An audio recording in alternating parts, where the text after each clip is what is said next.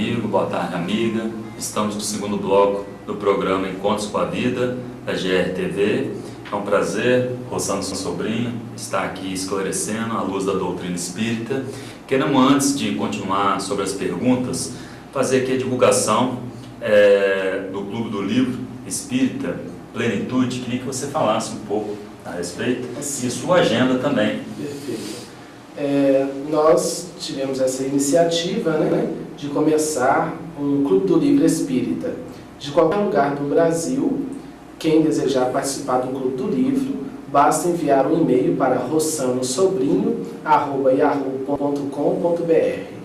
Quem se cadastrar, se associar ao clube, terá um livro espírita todo mês, no valor de R$20, sem nenhuma outra taxa.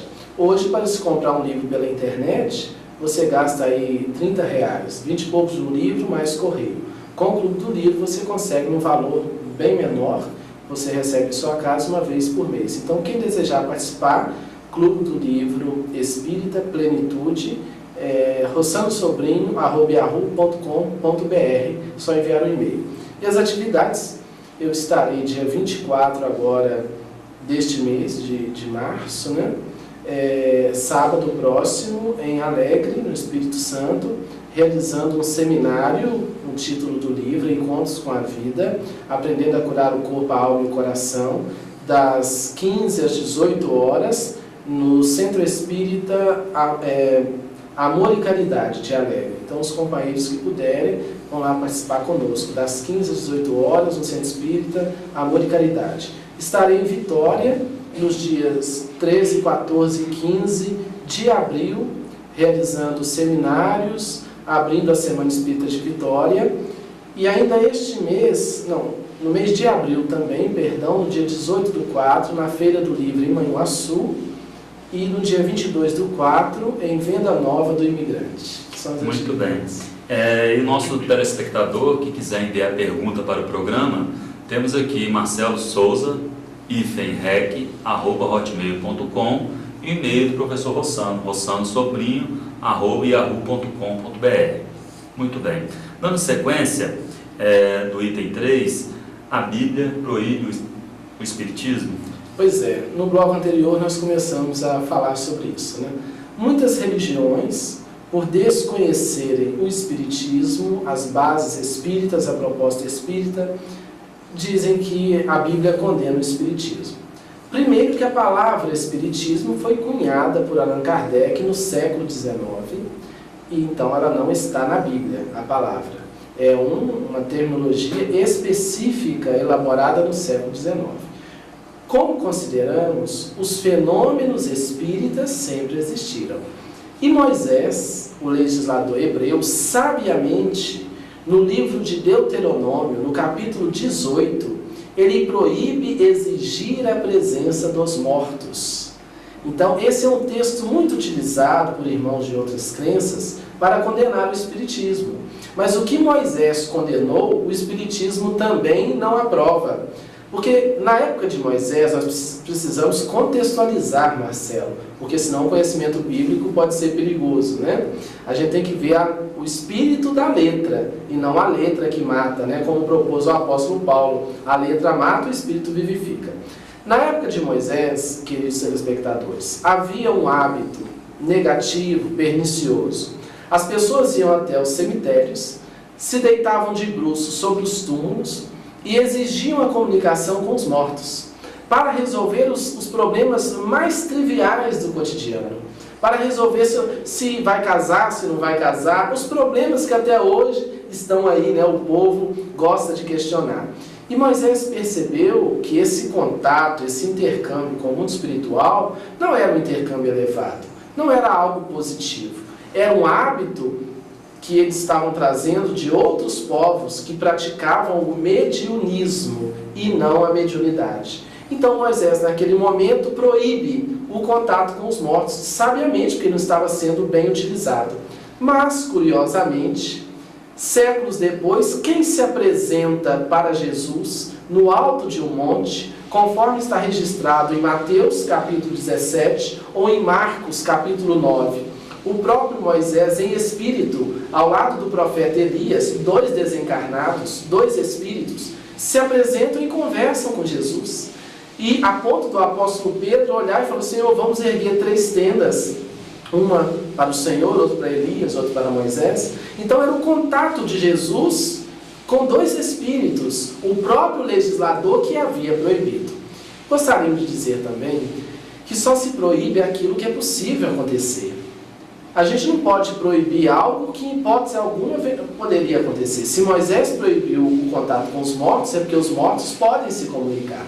Mas ele, sabiamente, estava orientando o seu povo para que não acontecesse um intercâmbio inferior e aprovando o profetismo, que era o contato dos médiuns de Israel com os espíritos superiores em nome do Senhor. Então Moisés estava disciplinando a mediunidade.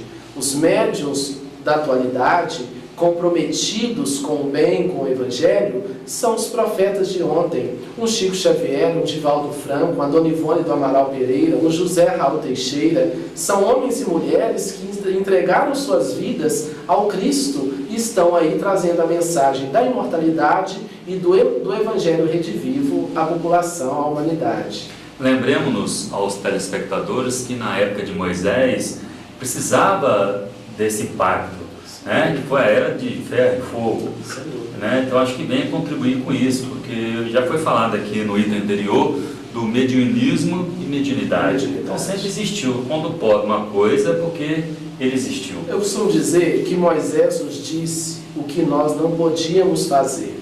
Jesus veio nos dizer o que nós devemos fazer. E o Espiritismo vem esclarecer por que e para que devemos fazer. Então a humanidade evolui.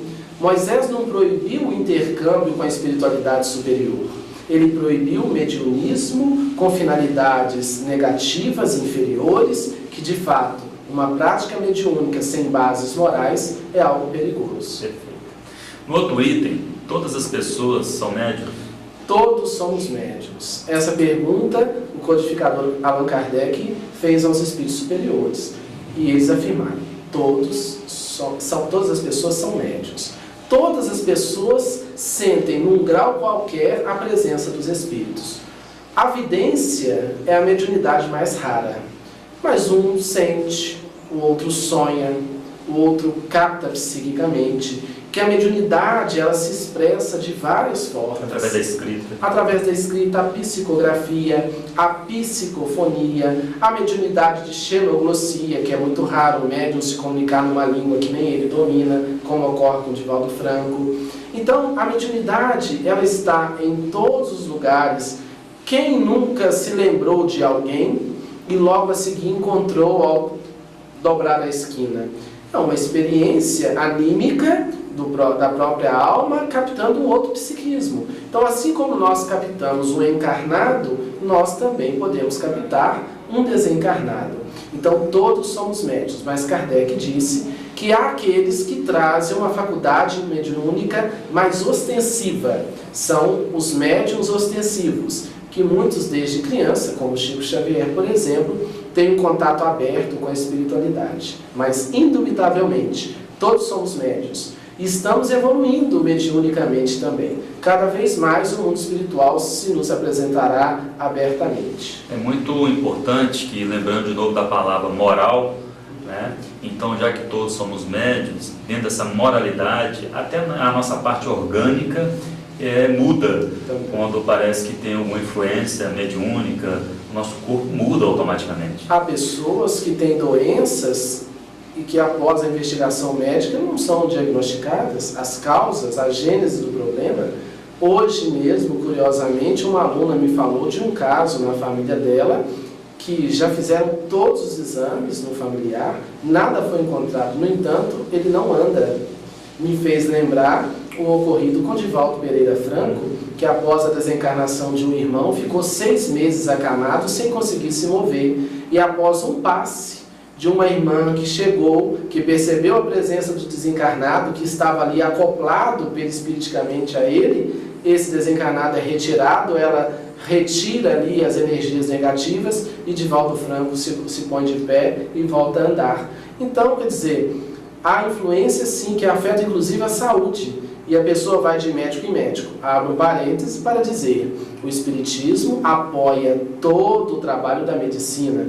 Quem procura uma casa espírita, o espírita responsável deve dizer, olha, faço uma investigação médica, porque a medicina também é um instrumento de Deus na Terra, mas paralelamente busca o recurso da terapêutica espírita, a palestra espírita, o passe, a água fluidificada, a elevação mental para sair dos plugs das obsessões difíceis e complexas. É muito interessante, nossos telespectadores, que por isso que a doutrina espírita tem as 3 variáveis: ciência, filosofia e religião. Exatamente. Bom, a reencarnação está na Bíblia? A reencarnação está na Bíblia como ideia, não como palavra, que é mais uma palavra cunhada pelo codificador no século XIX, que não poderia, em hipótese alguma, estar na Bíblia, a palavra. Mas nós vemos, muito claramente, quando o profeta Malaquias, no final do Antigo Testamento, faz uma profecia da volta de Elias para preparar os caminhos do Senhor. O tempo passa, 400 anos depois, aparece no deserto um homem convidando o povo ao arrependimento. Era João o Batista, filho de Isabel, primo de Jesus. Ele prepara o caminho, o Messias chega. E no momento da transfiguração, João Batista já desencarnado, quando se apresentam para Jesus Elias e Moisés, ao descerem do monte, eles perguntam a Jesus: os profetas não disseram que Elias, o Espírito que eles tinham acabado de ver, viriam primeiro preparar o caminho do Senhor? E Jesus olha, isso está na Bíblia, como eu citei, Mateus 17 ou Marcos 9, Jesus olha e disse: Elias já veio, mas vós não o reconheceis. Então, e a Bíblia conclui, ele lhes falara de João o Batista. Então nós vemos que o profeta Elias voltou na roupagem de João Batista para prosseguir ali no seu trabalho a serviço do alto. Então a reencarnação está na Bíblia, no diálogo também de Jesus com Nicodemos, quando Jesus fala que para entrar no reino de Deus é preciso nascer de novo da água e do Espírito, que muita gente acha que é a água do batismo, mas Jesus nunca propôs o batismo de água. O próprio João Batista disse: aquele que vem após mim não batizará com água, mas com fogo e com o Espírito Santo, que é a renovação moral. Então nós vemos que esse nascer de novo da água e do Espírito é a reencarnação. Estamos aqui encerrando o programa Encontros com a Vida, da GRTV. Queria agradecer ao professor Rossano, ao Marcos Menezes por ceder o estúdio, ao nosso amigo que está fazendo a gravação e os demais telespectadores. Estaremos aqui na próxima semana com outro tema e estamos abertos a perguntas e maiores esclarecimentos. Nosso muito obrigado, professor Rossano, quiser deixar uma palavra. Nossos votos de muita paz, envie as perguntas e participe conosco do programa Encontros com a Vida.